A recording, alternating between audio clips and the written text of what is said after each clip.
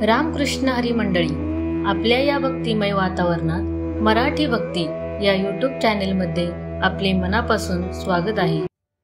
रामनवमी हा सण केवळ भारतातच नाही तर जगाच्या अनेक भागांमध्ये मोठ्या थाटामाटात साजरा केला जातो।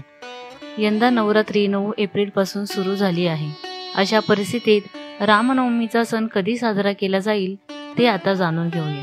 रामनवमी हा सण प्रभू रामाची जयंती म्हणून साजरा केला जातो। वाल्मिकी रामायणानुसार भगवान रामाचा जन्म चैत्र महिन्याच्या शुक्ल पक्षाच्या 9व्या दिवशी कर्क राशीतील अभिजित मुहूर्तावर झाला होता। रामनवमी हा सण चैत्र महिन्यातील नवरात्रीच्या शेवटच्या दिवशी येतो। रामनवमी हा सण केवळ भारतातच नाही तर जगाच्या अनेक भागांमध्ये मोठ्या थाटामाटात साजरा केला जातो। पंचांगानुसार चैत्र महिन्यातील नवमी तिथी मंगळवार 16 एप्रिल पासून दुपारी 1:23 पासून सुरू होईल आणि नवमी तिथी 17 रोजी दुपारी 3:15 पर्यंत चालेल। उदय तिथीला नवमी तिथीमुळे 17 एप्रिल रोजी रामनवमीचा सण साजरा केला जाणार आहे। 17 एप्रिलला रवी योग दिवसभर राहणार आहे। प्रभू रामाचा आशीर्वाद मिळवण्यासाठी भक्तांनी या दिवशी रामायण आणि रामरक्षा स्तोत्राचे पठण करावे। असे केल्याने व्यक्तीच्या जीवनात सुख समृद्धी टिकून राहते।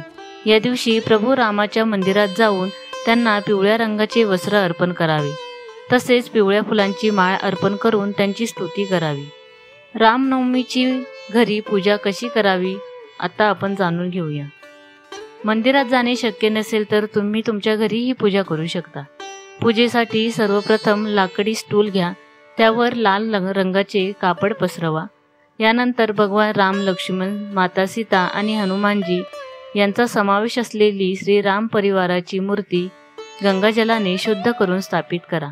यानंतर सर्वांना चंदन किंवा रोळीने तिलक लावा। त्यानंतर त्यांना अक्षता, फुले इत्यादी पूजेचे साहित्य अर्पण करा। यानंतर तुपाचा दिवा लावा आणि रामरक्षा स्तोत्र, श्रीराम चालीसा आणि रामायणातील श्लोकाचे पठण करा। आपण इच्छित असल्यास आपण या दिवशी सुंदर कांड किंवा हनुमान चालीसा देखील पाठ करू शकता। शेवटी आरती करा आणि सुख समृद्धी आणि संपत्ती वाढीसाठी प्रार्थना करा। जय श्रीराम। व्हिडिओ आवडल्यास चॅनलला सबस्क्राईब करा, लाईक करा आणि शेअर करा। धन्यवाद।